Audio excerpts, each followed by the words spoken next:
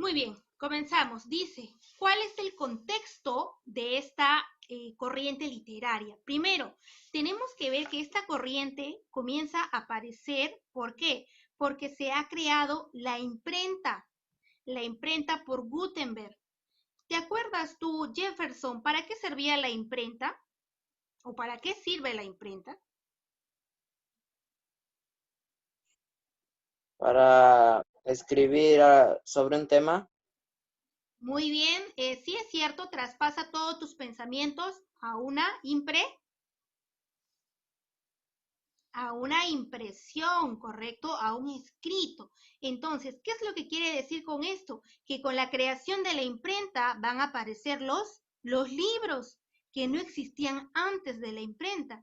Habían algunos manuscritos que se escribían a mano, pero con la imprenta ya vamos a poder imprimir muchas copias para que todas las personas puedan tener al alcance, pues,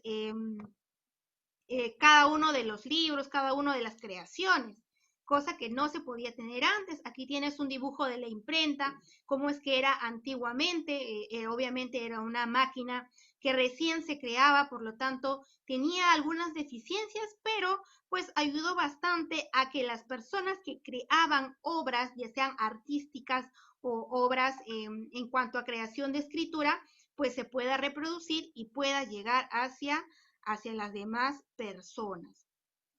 No solamente esto se creó en la época renacentista, sino que también aquí se crea la brújula para tener pues la orientación del lugar en donde nos encontramos, se crean la pólvora, se crean las armas, entonces nos estamos dando cuenta que hay ya una evolución en cuanto al pensamiento investigador del hombre, ¿bien?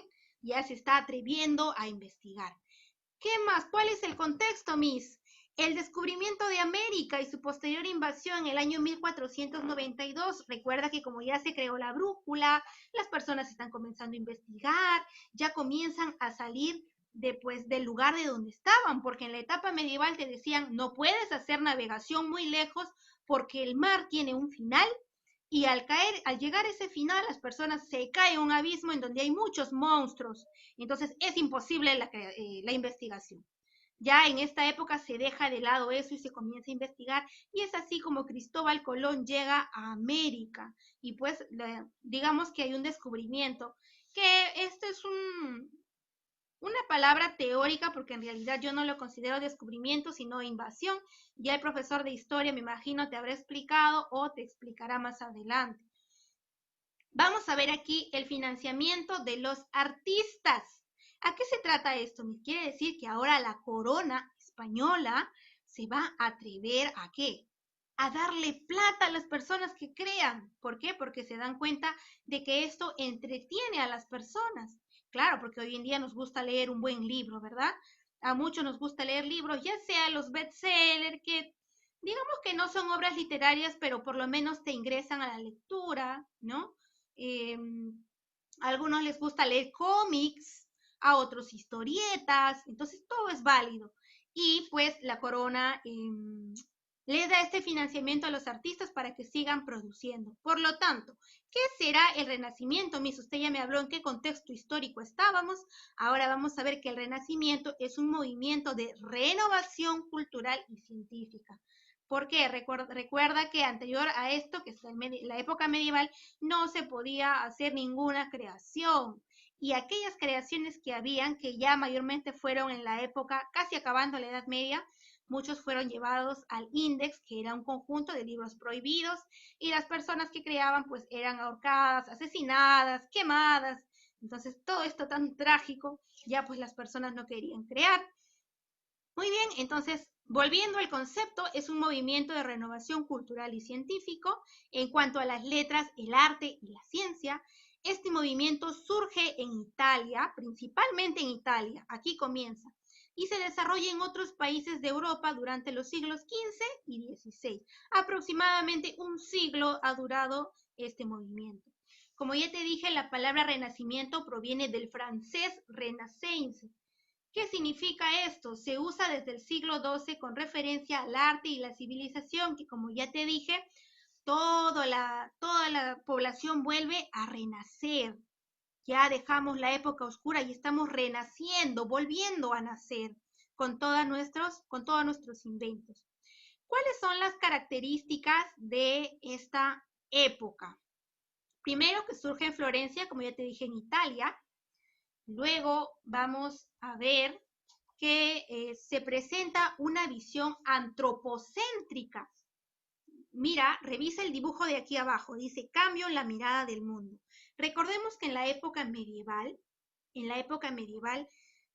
solamente se tenía en cuenta a Dios. Por eso era una visión teocéntrica. Teo significa Dios, céntrica, centro, el hombre. Y ahora vamos a cambiar a una visión antropocéntrica. Antropo significa hombre. Quiere decir que ahora el hombre va a ser el centro de todas nuestras escrituras, de todas nuestras creaciones. Por eso es que al mencionarte a William Shakespeare, que es uno de los autores, él te menciona acerca de los sentimientos del hombre, de cómo el hombre debe de actuar. Mira, ya estamos dejando de lado, ¿qué cosa? A Dios. Y ahora nos vamos a basar ¿en quién?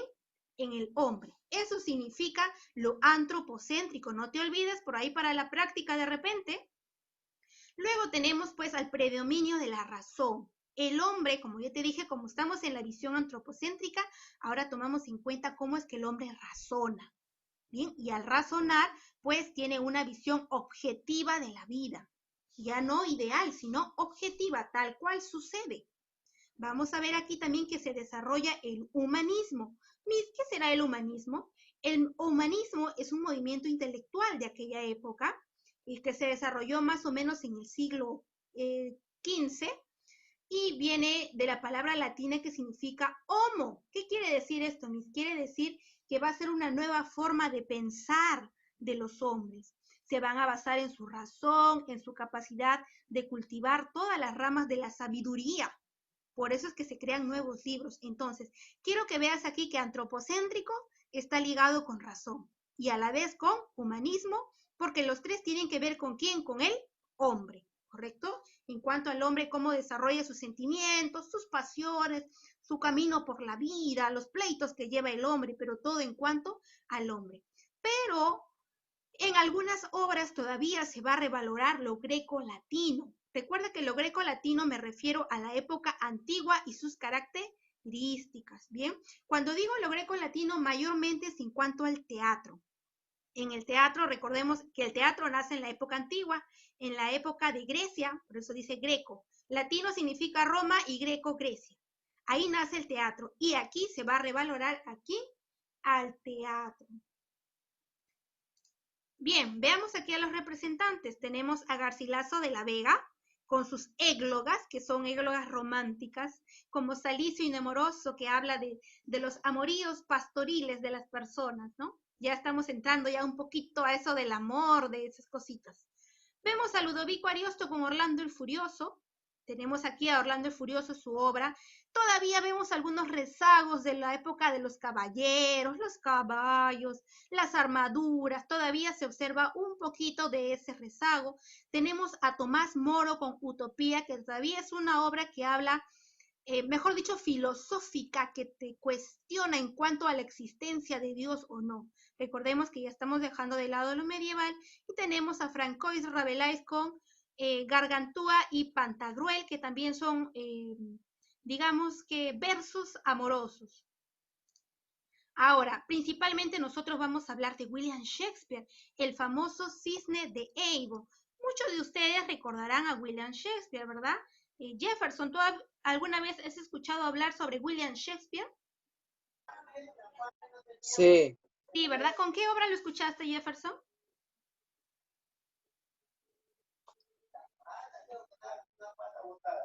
Solo he oído hablar de él. ¿La has oído? ¿No recuerdas ninguna obra de él? No. A ver, vamos a ver con Milenka. Milenka, ¿tú recuerdas alguna obra de William Shakespeare? Romeo y Julieta. Excelente, el tan llamado Romeo and Juliet, ¿no? Que en realidad está escrito en inglés, pero pues tenemos la versión actualizada que es en español. Ahora, recordemos también que Romeo y Julieta, pues una de esas obras que te hablan acerca del amor entre dos adolescentes, que son Romeo y Julieta, ¿verdad? Ahora, digamos que tenemos ahorita la versión actualizada, nos enamoramos cuando hablamos de Camilo, de Eva Luna, entonces digamos que es una versión parecida de amor, ya que estos dos adolescentes profesan su amor de una manera trágica, pero lo profesan. Para esto, para entrar a esta obra, tenemos que tener en cuenta que William Shakespeare es un escritor y empresario también de éxito. No solamente fue escritor, porque Miss fue un empresario, porque él llegó a poseer su propio teatro, en donde aquí se llevaban a cabo pues sus obras teatrales. Este teatro se llamaba The Globe o El Globo, ¿no? En español, caracterizado por llevar a cabo las escenas pasionales del hombre. Esto nunca antes era visto, porque recordemos que era prohibido totalmente, pero para la época renacentista ya no. Cuando me refiero a pasiones, te hablo acerca del amor, la envidia, la duda, los celos, la ambición.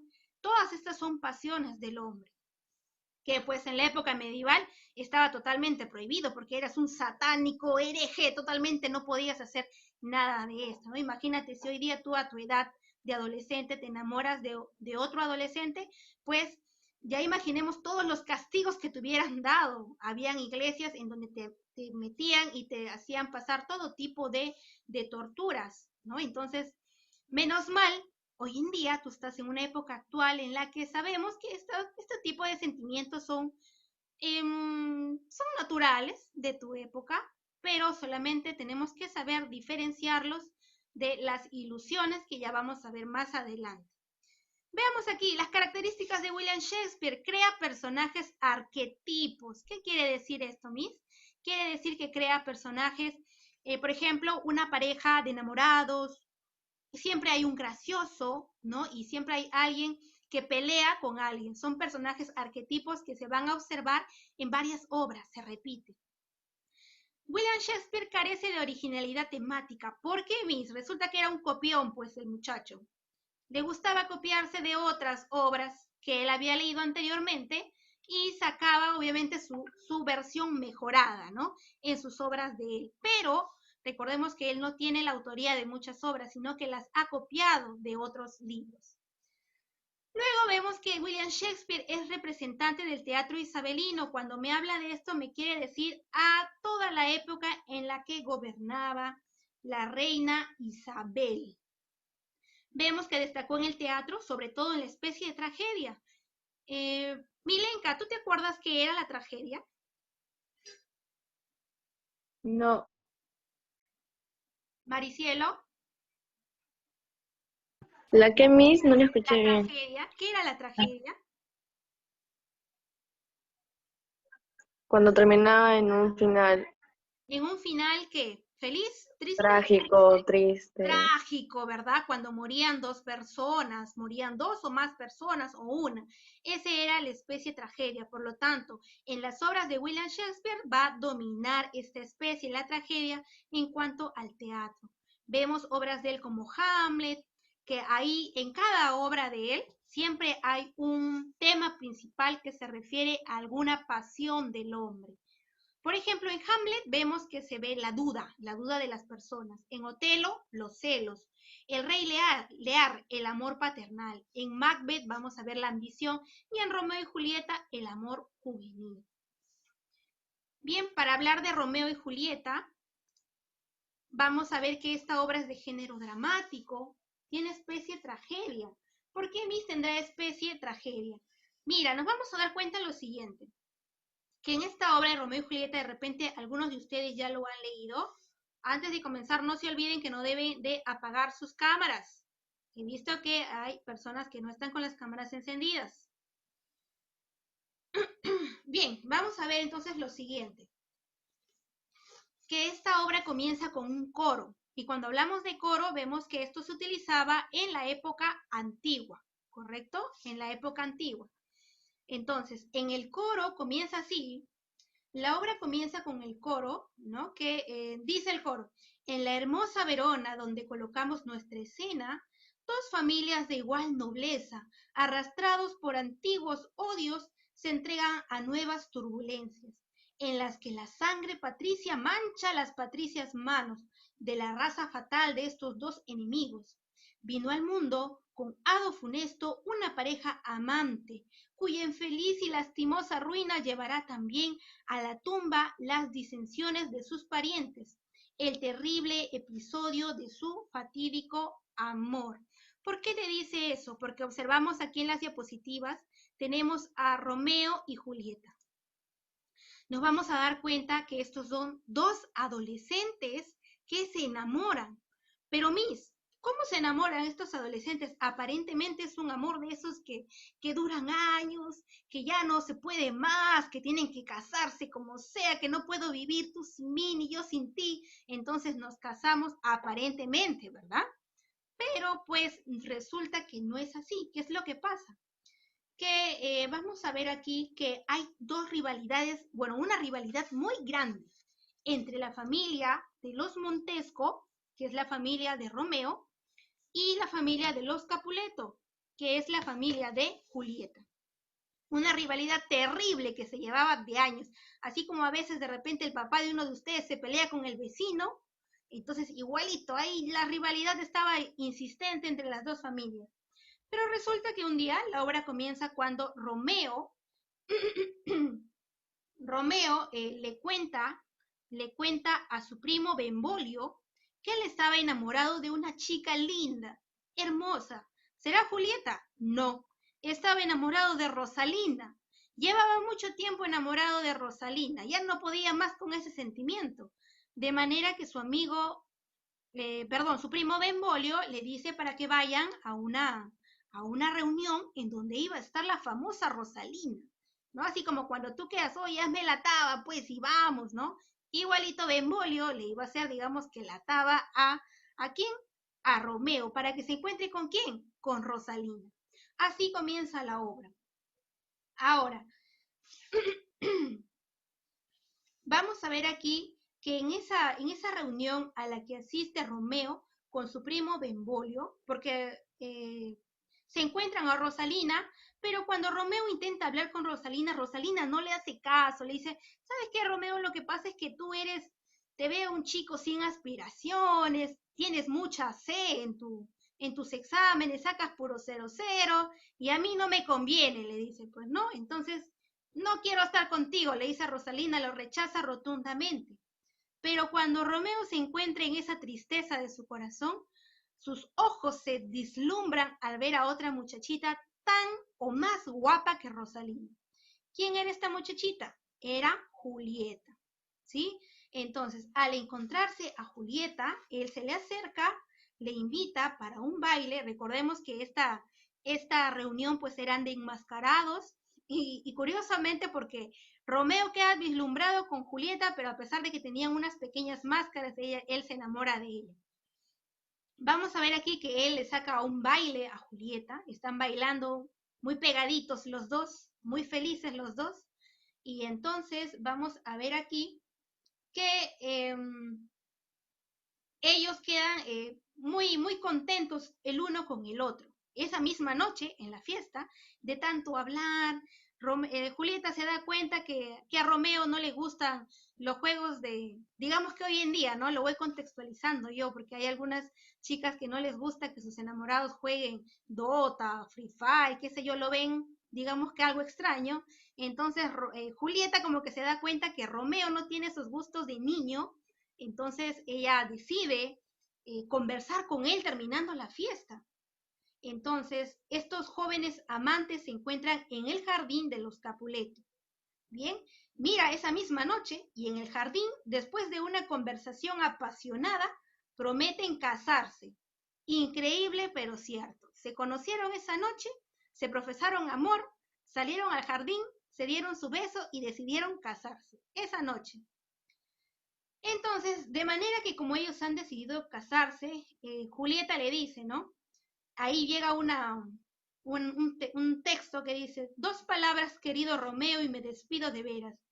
Si las tendencias de tu amor son honradas, si el matrimonio es tu fin, hazme saber mañana por la persona que llegará hasta ti en el lugar, y a la hora en la que quieras, contraeré ceremonias o nupcias contigo. Ahí se profesan ellos su amor. Se van a casar. ¿Cuándo? Al día siguiente. Imagínate. Al día siguiente Romeo recurre al fray Lorenzo, que era el padre de la ciudad, su amigo y era un cura de Verona, para que los case. Una vez realizada esta ceremonia, Romeo y Julieta, los cuales ahora son esposos, van a irse a sus casas. Romeo está caminando por la plaza después de casarse. Se encuentra con su amigo Mercucio y a Benvolio, que era su primo. Luego vamos a ver que Teobaldo, el primo de Julieta, se acerca y discute terriblemente con ellos. Recordemos que estas dos familias tenían mucha rivalidad. Tras este pleito, Teobaldo mata a Mercucio. Y Romeo, como ha visto que han asesinado a su amigo Mercucio, en venganza, ¿a quién lo mata? En venganza, él va a matar a Teobaldo, que era el primo de Julieta. Ahora, vamos a ver aquí que la noticia va de todas maneras a entristecer a la casa de los Capuletos, los enluta, por lo que el padre decide casar a Julieta ¿con quién? Con otro hombre, con Paris. Paris era un pariente del príncipe de Verona, imagínate, un gran partido para Julieta, era el pariente de un príncipe. Pero Julieta pues estaba enamoradísima de su gran Romeo, ella no podía más con ese amor. Y estos padres deciden hacer esta boda con tal de ¿qué? Con tal de pasar ese mal momento, nada más, imagínate. Querían casar a su pequeña hija, que era una adolescente. Ahora, vamos a ver aquí que ella rechaza la propuesta de su padre, pero el padre se va a querer imponer. Desesperada, Julieta va a buscar al fray Lorenzo y le jura que se suicidará antes de traicionar a su querido esposo Romeo. El fray ahí va a elaborar un plan para que estos dos amantes se encuentren la felicidad plena. Julieta al tercer día va a aparentar su muerte bebiendo un narcótico. Se lo toma el narcótico y ¿qué va a suceder? Que ella cae dormida, aparentemente muerta, ¿verdad? Entonces, ¿para qué hace esto? Para que cuando la familia vea que ella murió, luego llegue llegue Romeo, desentierran a Julieta junto con el fray y ellos se van de Verona para ser felices para siempre. Lo lamentable es que todo esto no va a suceder así, porque el día en el que sucede la boda con Paris, que era el tercer día, todos se sorprenden al enterarse del suicidio de la novia. La novia se había suicidado. Al escuchar la noticia de la muerte de su esposa, Romeo compra un veneno mortal y se mata frente al supuesto cadáver de su cónyuge. Al verla ahí a Julieta, él no pudo más y dijo, Dios mío, Julieta, si tú no estás conmigo, yo tampoco estoy con nadie, no prefiero morir, prefiero la muerte. Agarra un veneno y se suicida. También él tomando su veneno cae en brazos de Julieta. Justo cuando él está a punto de morir, ya está ya el último suspiro y Julieta despierta. Lamentablemente su amado Romeo ya se había muerto. ¿Y qué es lo que hace Julieta? Dice Julieta, yo tampoco puedo vivir sin el amor de Romeo, es imposible para mí. ¿Qué es lo que hace Julieta? Se clava una espada en el pecho. Ahora, ¿qué es lo que pasa después de todas estas muertes inesperadas? Es que llegan las dos familias, los Montesco y los Capuleto, al ver a los dos cuerpos, ellos se van a reconciliar, pero imagínate, pues ya los dos hijos estaban muertos, ya no se podía hacer nada, la familia recién se da cuenta que ahora pueden vivir tranquilos. Increíble, pero cierto, muchachos.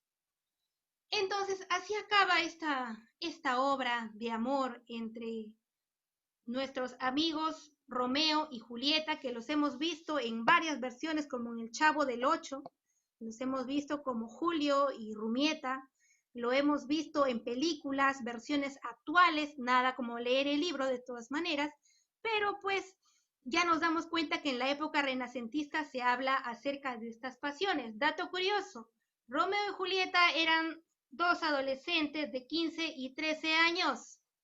Dato curioso, todo esto sucede en 3 días.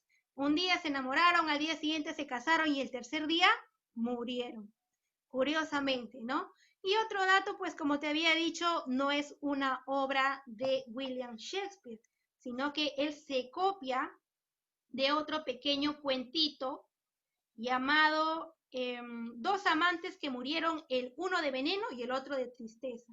El escritor de este cuentito se llamaba Bandello, ¿no? Y él se copia de él, claro, mejora su versión, pero pues se copió, ¿no? Vamos a ver aquí que esta obra presenta escenas violentas, como ya lo pudiste observar. Todo sucede en Verona, emplea el juego de palabras.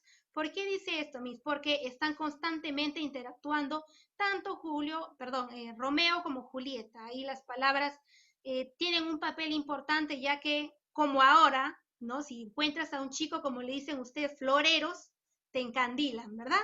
Entonces, pero, chicas, por favor, nada de hacer caso a la florería.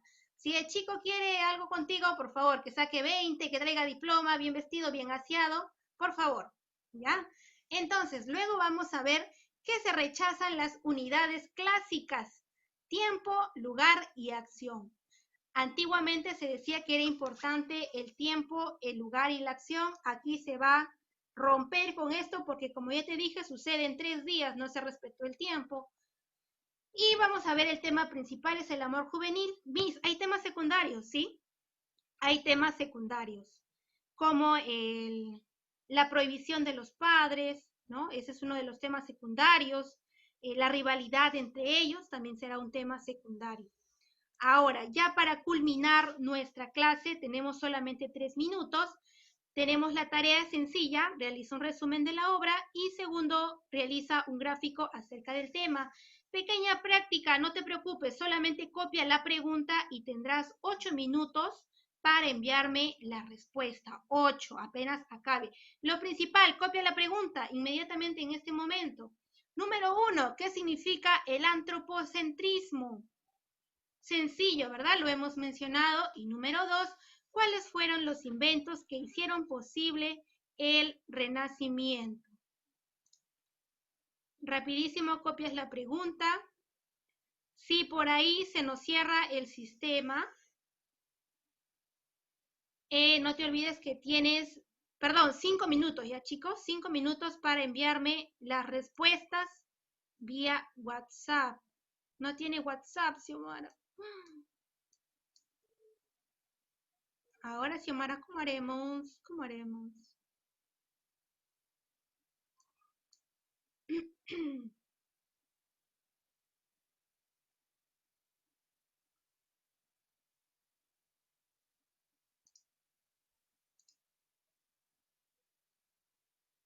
Muy bien, Brisa, no se olviden que Martín, no hubo cámara el día de hoy, así que tienes que avisarle a tu tutor. Yohari salió de sesión, no continuó, todo eso está en sus notas del día de hoy.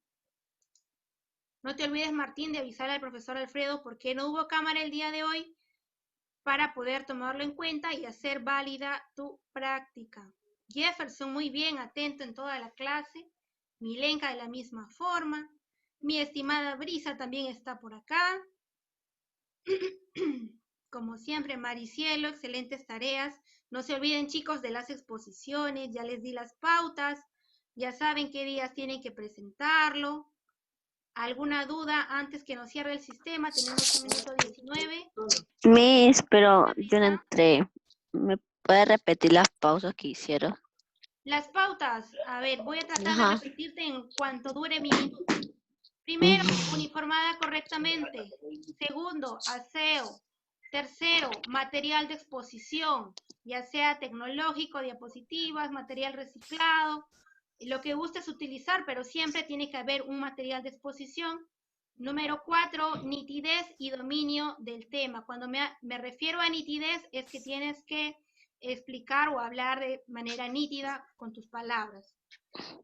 Y no me olvido de nada más, creo. Y entregarlo, si es que te tocó un tema de comunicación, tienes que entregarlo un tema de gramática, un día viernes. Si te tocó un tema de razonamiento verbal, un día lunes. Y si te ha tocado un tema de literatura, un día miércoles. Entrega en la fecha. Las exposiciones son evaluadas y e inmediatamente compartidas en el grupal de WhatsApp. ¿Bien? Copiaron entonces las dos preguntas, ¿verdad, chicos? No se olviden qué significa el antropocentrismo y cuáles fueron los inventos que hicieron posible el Renacimiento